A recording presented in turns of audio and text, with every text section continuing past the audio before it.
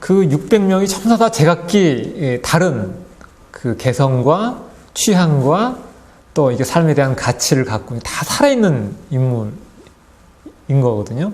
그러니까 그런 인물을 자기 작품, 한 작품 안에 600명 가량을 이렇게 창조했다고 하는 것은 웬만한 그 예술가라면 엄두도 못 냈을 그런 작업이라고 할 수 있습니다. 그래서 이런 점에서도 톨스토이라고 하는 인물이 진짜 굉장히 천재적인 재능을 갖고 있었던 인물이다라고 하는 걸 우리가 알 수 있고요. 이 전쟁과 평화는 상당한 그 성공을 거둡니다. 그래서 그 40대 초반에 이 작품을 완성을 해서 이제 단행본으로 발표를 한 이후에 그 당시에 러시아 문단에서 톨스토이의 그 작가로서의 지위는 아주 상당히 격상이 돼서 이제 러시아를 대표하는 그런 소설, 그러니까 작가로서 명성을 얻게 되죠. 그리고 몇 년 후인 1873년에 그 톨스토이의 최대 걸작 중에 하나인 안나 까레니나라고 하는 장편 소설을 집필 합니다. 이때 당시 톨스토이 나이가 45살입니다. 45살이고 그리고 이 작품을 3년에 걸쳐 집필을 하고 완성을 합니다. 오늘 여러분들하고 이제 좀 더 구체적으로 같이 살펴볼 작품이 바로 이 안나 까레니나라고 하는 작품인데, 그 작품이 그 톨스토이가 40대 중반에 쓴 그런 작품이다라고 하는 것을 아시면 조금 더 이 작품을 이해하는데 도움이 되겠습니다. 근데 이 톨스토이가 이 안나 까레니나를 그 집필하는 그 과정에서 그 집필 과정, 그러니까 이 작품을 완성하는 그 마지막 그 과정에서 굉장히 그 극심한 이 정신적 위기를 경험하게 됩니다. 그러니까 그 정신적 위기의 핵심은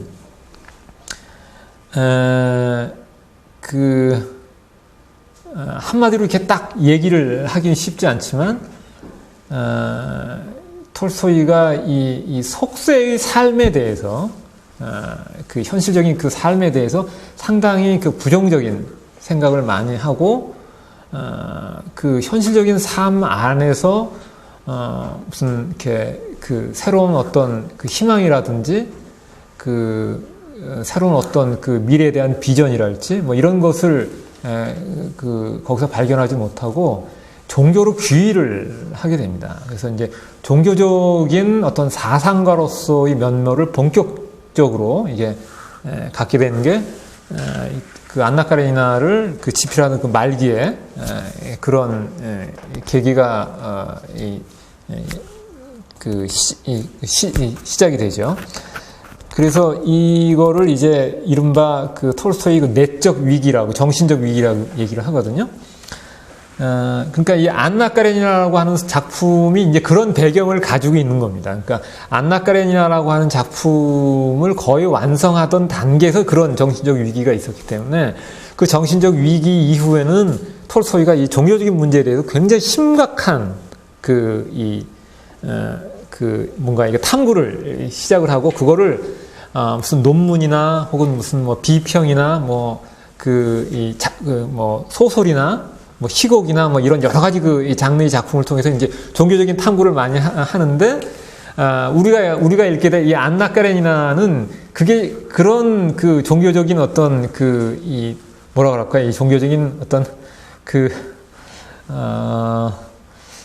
뭐라 그럴까, 종교적인 어떤 이 기울림 그쪽으로의 어떤 쏠림 뭐 그런 게 이제 본격적으로 진행되기 바로 직전에 완성한 그런 작품이기 때문에 여러분들이 이 안나 까레니나를 이렇게 읽어보시면 종교적인 문제에 대해서 큰 이렇게 언급이 그렇게 많지는 않습니다. 뭐 전혀 없지는 않지만 그 후기에 그 톨스토이가 어떤 종교적 사상가로서 변모한 이후에 창작된 그 작품과 비교해 보면 상대적으로 매우 속세적이고 현실적인 문제에 굉장히 이렇게 집중되어 있는 그런 주제를 우리가 많이 발견할 수 있다는 거죠. 그래서 이 안나 까레니나가 그 안나 까레니나를 그 톨스토이가 집필한 그 과정에서 여러 가지 그 톨스토이 자신이 경험한 정신적 위기가 굉장히 그 작품을 전후로 한 이렇게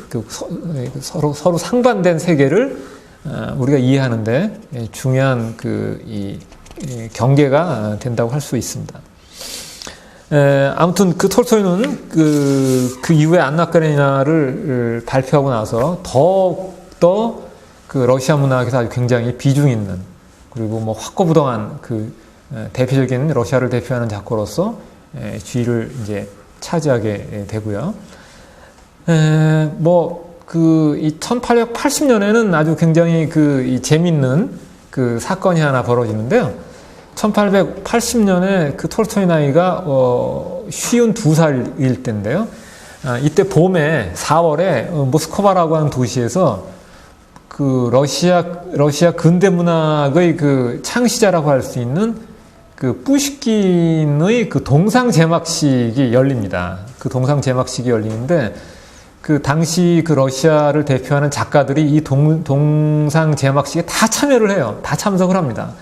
그리고 당연히 그 동상 제막식을 이렇게 주도했던 그 단체에서도 톨스토이한테 참석을 해달라고 부탁을 하는데 톨스토이는 거기 참석을 하지 않아요. 그러니까 자신이 이제 본격적으로 이제 정신적 위기를 그때 경험하고 있었고 또 종교의 기위에서 종교적인 어떤 그 탐구와 종교적인 그런 문제를 중심으로 해서 뭔가 이 세상을 새로 개조하고 또 뭔가 세상의 그 새로운 어떤 구원의 빛을 찾으려고 노력했었기 때문에 그 야스나야 빨야나라고 하는 그 자기 영지에서 벗어나지 않고 계속 거기서 이제 머물게 되는데요.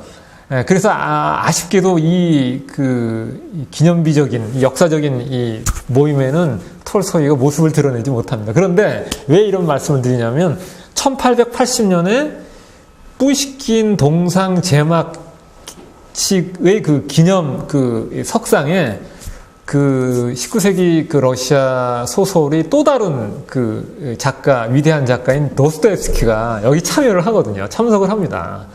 그리고 동상 제막식 때 유명한 연설을 해요. 그 연설문이 이제 아주 굉장히 유명한 이 자료로 남아 있거든요.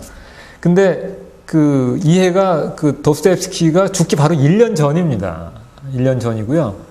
1881년에 도스토옙스키가 죽거든요.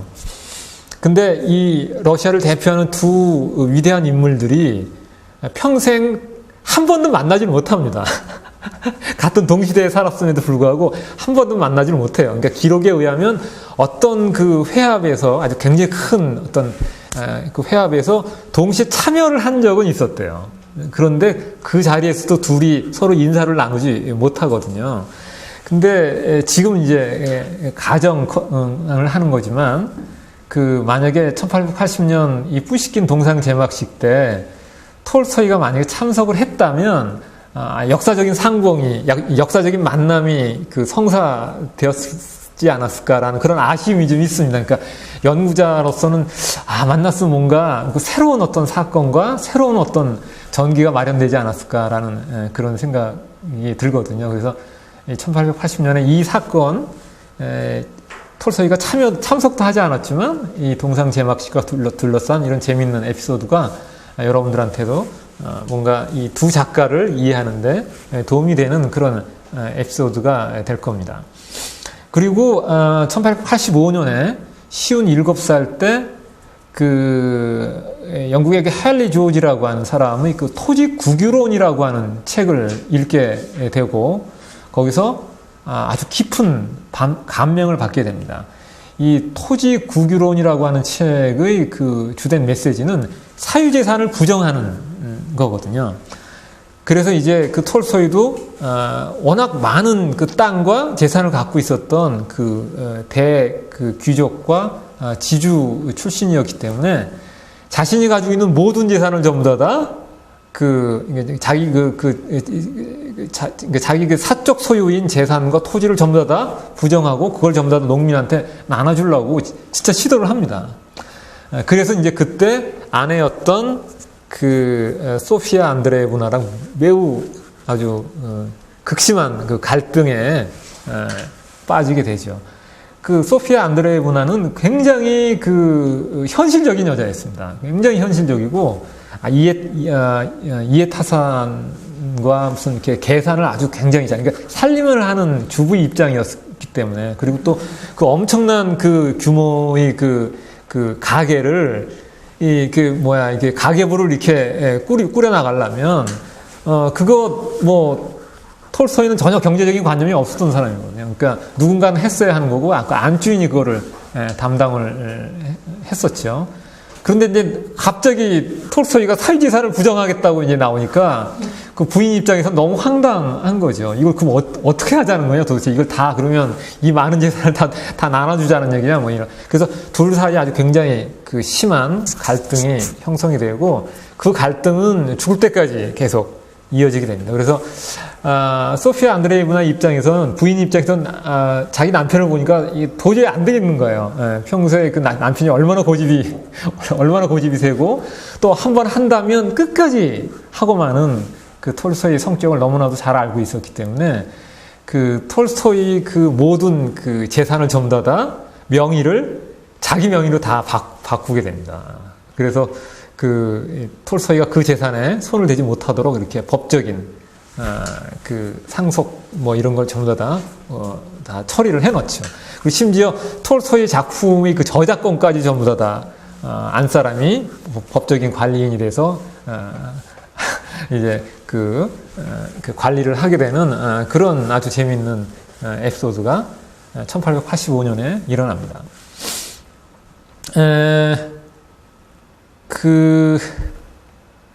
그리고 이 1887년에 톨스토이가 59살 때인데요. 이때 이미 톨스토이는 러시아에서 가장 유명한 예술가가 되어 있었습니다. 이 야스나야 빨랴나의 러시아를 대표하는 수많은 작가, 예술가들이 톨스토이를 만나기 위해서 이제 야스나야 빨랴나를 계속 방문하고 거기서도 회합도 하고 막 그러거든요. 근데 재밌는 것은 그때 당시 러시아의 가장 뛰어난 화가 중에 일리아 렛빈이라고 하는 화가가 있습니다. 렛빈은 톨스토이를 굉장히 존경했던 화가였고, 또 이 렛빈이라는 화가는 초상화를 굉장히 잘 그렸습니다. 그래서 이 1887년에 야스나야 빨랴나를 방문을 해서 톨스토이 초상화를 그리게 됩니다. 여러분들한테 그거를 보여드리기 위해서 제가 그 초상화를 직접 갖고 왔는데요. 이 그림이 바로 1887년에 야스나야 빨랴나를 직접 방문한 렛빈이라는 화가가 톨스토이를 앞에다 놓고 그린 초상화입니다. 렛빈은 이 초상화를 상당히 많이 그렸습니다. 톨스토이 초상화를. 근데 렛빈이 그린 톨스토이 초상화들 중에서 이 작품이 제일 뛰어난 거로 평가를 받고 있죠. 이 초상화 안에 있는 톨스토이는 59살 먹은 톨스토이입니다. 이게 초상화의 보이를 통해서 여러분들이 이 톨스토이의 아주 구체적인 이 생김새와 이 디테일들을, 이 모습들을 확인할 수 있으실 텐데요. 이게 지금 한갑이 거의 다 된 그런 모습인가요? 어쩐지 잘 모르겠습니다. 상당히 겉모양은 이렇게 노숙해 보이고 뭔가 이게 노인 티가 나지만, 렛빈이 그린 이 초상화에 담겨져 있는 톨스토이 용모를 보면 아직도 이 굉장히 정력적이고, 그 다음에 이 눈이나 이 얼굴 모양을 보면 아주 굉장히 정열적인 그런 에너지가 아주 굉장히 넘치는 그런 인물로 그려져 있습니다. 그 이후에 톨스토이 말년에는 더 이 드라마틱한 사건들이 많이 나오는데요. 세월이 한참 더 흘러서요. 1889년으로 넘어가 보겠습니다. 1889년이면 톨스토이가 70살을 이를 때인데요.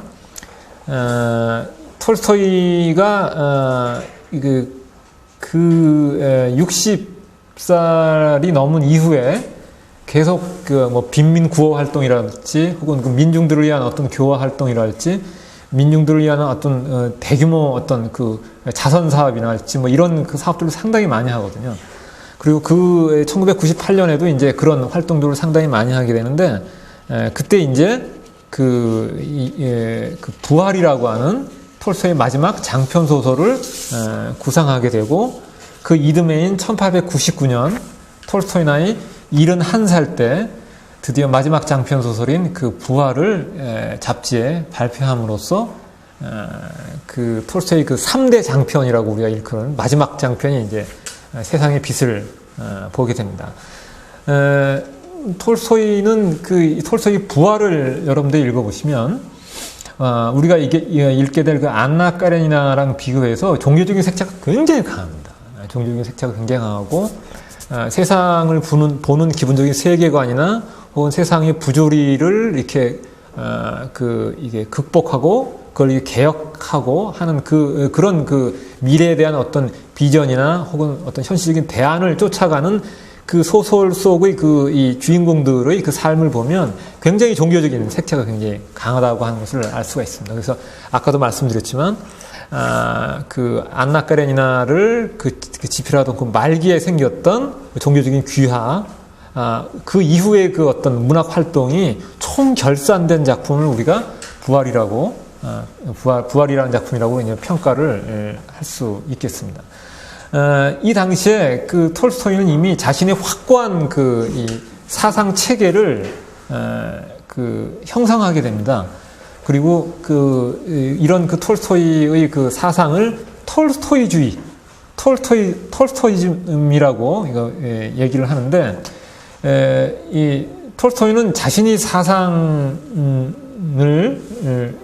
그 기반으로 해서 그 당시에 그 민중들을 위해서 이게 활동하지 않았던 그 당시 그 러시아 정교와 그 다음에 그 러시아 황제에 대해서 굉장히 날선 비판을 서슴없이 하게 됩니다.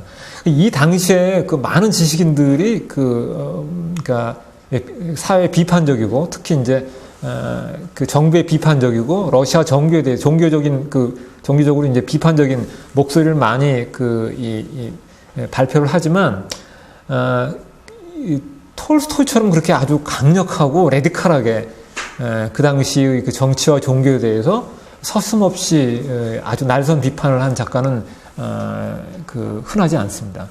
그래서 심지어 1901년 그 톨스토이가 73살 때인데요. 그때 그 러시아 정교의 총본산이었던 종무원이라고 하는 기관이 있었는데 그 종무원에서 톨스토이를 종교적으로 파문을 시킵니다. 그래서 이 톨스토이는 이단자가 돼요. 자신의 의도와는 상관없이 이단자가 되는데 그 이단자가 된 결정적 계기가 됐던 작품이 바로 부활이라는 작품입니다. 부활이라는 작품을 읽어보면 그때 당시에 부패한 러시아의 그 종교 집단에 대한 아주 근본적이고 아주 이 레디컬한 그 비판을 하거든요. 그리고 이 소설뿐만 아니라 여러 가지 다양한 글을 통해서 러시아 정교가 민중들을 버리고 권력과 부와 뭐 이런 그 속세의 가치, 뭐 그런 세계에만 매몰이 돼서 자신의 역할을 제대로 하고 있지 못하다는 아주 비판의 목소리를 강하게 피력을 하죠. 그래서 이제 톨스토이는 그 러시아 정교회로부터 이제 파문을 당하는데 이 파문을 당한 이후에 톨스토이 반응이 상당히 재미있습니다. 뭐 전혀 굴하지 않고 거기에 대해서 그 종문에서 자기를 이제 파문을 했으면 파문한 이유가 있었을 거 아닙니까? 그 이유에 대해서 조목조목 또 다시 비판하는 글을 또 발표해서 세상을 놀라게 하고 그런 그 일련의 행보를 계속 이어갑니다. 이때 당시 19세기 말 20세기 초반에 러시아 민중들 사이에서는 톨스토이라고 하는 인물이 거의 자신들의 민중의 어떤 그 황제, 가 될 만큼 아주 굉장히 그 영향이 컸던 인물입니다. 그래서 그 정부에서도 그 톨스토이를 그 종문을 통해서 정적으로 파문을 시키고 이단자로 몰긴 했지만 그 이상은 어떻게 더 이상 손을 못 쓸 정도로 아주 굉장히 그 사회적인 지위가 높은 그런 아주 거물이 되어 있었던 것이죠. 그리고 죽기 얼마 전인데요. 1908년이면 그 톨스토이가 이제 여든이 됐던 그 시기인데 그 페테르부르크라고 하는 그때 당시 그 러시아 제국의 수도인데 거기서 톨스토이의 생일을 기념하는 거대한 그 축하제를 계획하는데 톨스토이가 그걸 거절해요. 그거 하지 말라고 합니다. 근데도 불구하고 이제 나중에 이제 그걸 아주 성대하게 치르는데 그러니까 톨스토이라고 하는 그 사상가이고 또 소설가이고 뭐 여러 가지 다방면이 그 사회 활동가로서의 톨스토이가 그 당시 러시아 사회에서 얼마나 깊은 존경과 깊고 높은 존경을 받고 있었는지 우리가 이런 사건들을 통해서 알 수가 있죠.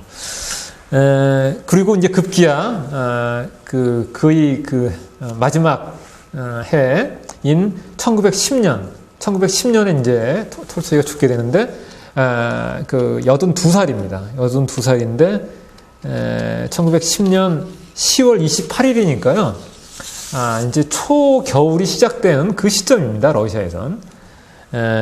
그 새벽에 아내인 그 소피아 안드레이브나에게 알리지도 않고 집을 떠나 합니다. 가출을 해요.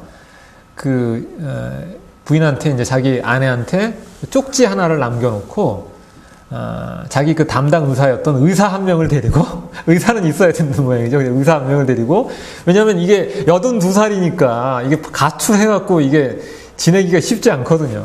의사 한 명을 대동을 하고 드디어 자기가 태어나고 평생 살았던 그 야스나야 빨랴나의 그 정든 집을 떠나게 됩니다. 그리고 모든 걸 다 포기합니다. 자기가 가지고 있는 모든 재산과 사회적 지위, 명예 모든 걸 다 포기하고 이제 그 톨스토이가 이제 칭하기를 전 인류와의 그 사랑의 길이라고 스스로 칭했던 그 길을 이제 떠나게 되는 거예요. 그러니까 우리 식으로 이제 우스꽝스럽게 얘기를 하면 개나리 보찜 하나 지고 그다음에 자기 그 비서 겸 의사 한 명을 데리고 그 자기가 평생 살았던 그 야스나야 빨랴나를 이제 떠나서 이제 순례의 길을 이제 가게 되는 겁니다. 그래서 그 10월 말서부터 계속 이제 그 거처를 옮겨 다니면서 주로 이제 수도원을 옮겨 다니면서 뭐 여행 아닌 여행을 이제 하게